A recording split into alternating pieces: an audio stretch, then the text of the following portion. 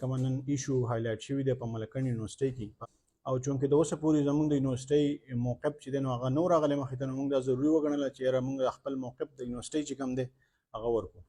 زه په خپله ډاکټر الطاف حسین اخوندخیل ډایرکټر ایډمنسټریشن یونیورسټي اف ملکنډ، ما سره پروفیسر ډاکټر جانس خان صاحب، او دې خوا موږ سره زموږ چې کومه ډیپټي ډایرکټر سوسایټي دی جمیله نور عباسي.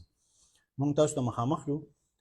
د دې ایشو یو لږ بیک ګراوند به زه تاسو ته ووایم. ملګرو دا د ملکنډ پوهنتون کومه انتظامیه چې ده د هغو بیان دی په کم کې یعنی خبرې ډېرې سره یو زه به تاسو ته دا ویم چې هغه کم الزام چې په دیو باندې لګي د هغې نه منکر دي، یعنی انکار تی کوي، انکار تی په کومه ډډه کوي. نو هغه داسې دا وایي چې موږ په یونیورسټۍ کې داسې نه په څه پروګراماتو یا په رباب باندې پابندي لګولې ده.